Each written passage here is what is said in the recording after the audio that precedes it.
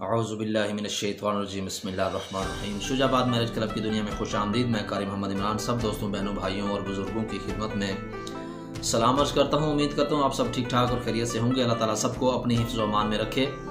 बिस्मिल्लाह से इब्तिदा है मेरी, आप सब सदा खुश रहें, ये दुआ है मेरी। दोस्तों, बहनों, भाइयों और बुज़ुर्गों, मैं शुक्रगुज़ार हूँ आप सब देखने, सुनने और जानने वालों का, और तहे दिल से शुक्रिया अदा करता हूँ उन दोस्तों का भी। कुछ दोस्तों ने मुझे ये कहा था कि कारी साहब, आप जब वीडियो बना रहे होते हैं तो उस वक्त जब आप सलाम करते हैं तो आप माथे पे हाथ रखते हैं, साथ में आप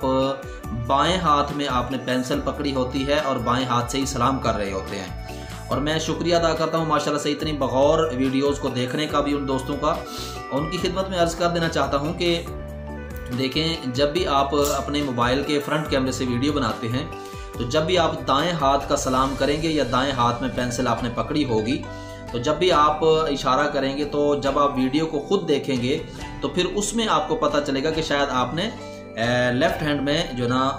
पेंसिल पकड़ी हुई है या लेफ़्ट हैंड से। बाकी बात ये नहीं है कि लेफ़्ट हैंड से सलाम हो या राइट हैंड से हो, मकसद तो सलाम करना है और पेंसिल का पकड़ना है। पेंसिल से कुछ लिखा जाता है, जाहिर सी बात है, लेकिन मैं अल्हम्दुलिल्लाह से राइट हैंड ही हूँ। और आज के रिश्ते के हवाले से अगर बात की जाए तो हमारे जो सेलेक्ट होने वाले इस्लामी भाई हैं, जिनका ताल्लुक़ माशाल्लाह से बहावलपुर से है, और मैं अर्ज़ कर देना चाहता हूँ जो हमारी इस्लामी बहन जो जिनकी सिलेक्शन हुई है माशाल्लाह से,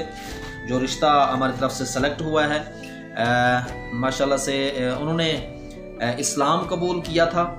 और कलमा पढ़कर जो है वो माशाल्लाह से मुसलमान हुई थी हमारी इस्लामी बहन। तो हमारे जो इस्लामी भाई सेलेक्ट हुए हैं उनका ताल्लुक़ जो है वो बहावलपुर से है। मैं अपनी पूरी टीम की तरफ से दुआ गो हूँ, अल्लाह तबारक व ताला इन दोनों की जोड़ी को सलामत रखे और अल्लाह तबारक व ताला इन दोनों को शैतान के शर से महफूज फरमाए, आमीन सुम्मा आमीन। तो चलिए चलते हैं आज के रिश्ते की डिटेल की जानिब, जिनका नाम हिफ्सा है और उनकी उम्र जो है वो 28 साल है। तो अगर आप, इससे पहले मैं आपके साथ डिटेल शेयर करूं, अगर आप चैनल पे नए हैं तो चैनल को सब्सक्राइब कीजिए और साथ में मौजूद बेल आइकन प्रेस कीजिए ताकि हर नई आने वाली लेटेस्ट वीडियो का नोटिफिकेशन आप लोगों को बर वक्त मिल सके। दोस्तों, दरमियान में आपको एक मैं खुशखबरी देना चाहता हूं, वो ये कि मैंने अपना जो नंबर दिया हुआ है यूट्यूब पे, वो अल्हम्दुलिल्लाह से नंबर जो है वो मेरे मोबाइल में ऑन होता है। क्योंकि ऑन करने की वजह यह है कि अपने जो आपके मसाइल हैं या जो आपकी राय है रिश्तों के हवाले से, वो ख़ुद मैं इंशाल्लाह सुनता हूँ और उनको खुद हैंडल करता हूँ। और अल्हम्दुलिल्लाह से आप दोस्तों की बहुत सारी कॉल्स और मैसेजेस आते रहते हैं,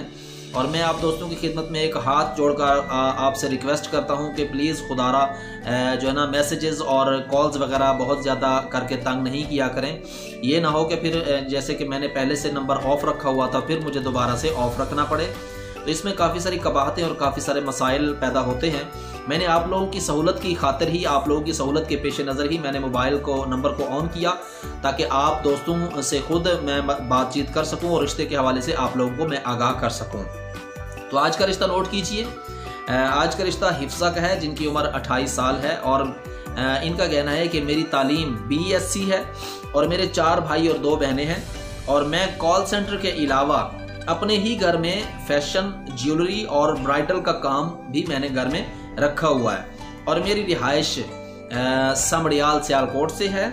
लिहाजा रिश्ते के लिए वो लोग अप्लाई करें जिनकी सैलरी कम से कम 50,000 रुपये होनी चाहिए, क्योंकि मेरी सैलरी 40 से 45,000 रुपये है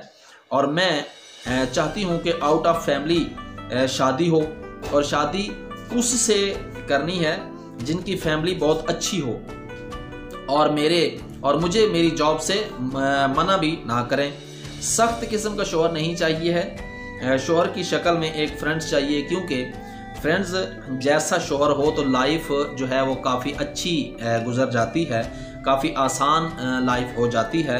और नरम मिजाज का शोहर हो, इस तरह रहे कि जैसे कोई अच्छा दोस्त हो। हर लड़की की यही ख्वाहिश होती है कि उनको फैमिली अच्छी मिले, अच्छा शोहर मिले।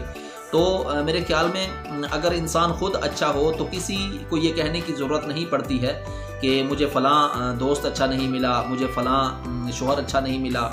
तो ये कहने की ज़रूरत ही नहीं होती। ख़ुद में अगर कुछ थोड़ी बहुत बर्दाश्त हो, और जाहिर सी बात है ज़िंदगी में काफ़ी सारे मसाइल का सामना भी करना पड़ता है और काफ़ी सारे दुख, तकलीफ़ें, परेशानियाँ, मुसीबतें आती रहती हैं। इंसान को उस रब की बारगाह में दुआ करके अपनी परेशानियों का हल तलब करना चाहिए। ये नहीं कि अगर इंसान तो खुद तो बुरा हो लेकिन आगे से उम्मीद रखता हो कि मुझे एक अच्छा दोस्त मिले, अच्छा शोहर मिले, तो मेरे ख्याल में खुद को भी हमें बेहतर बनाना होगा और ख़ुद को भी बेहतर बना करके भी हम कोशिश में अपनी कामयाब हो सकते हैं। ख्वाहिश है कि ख्वाहिश है कि मुझे एक अच्छा शोहर मिले, जैसा कि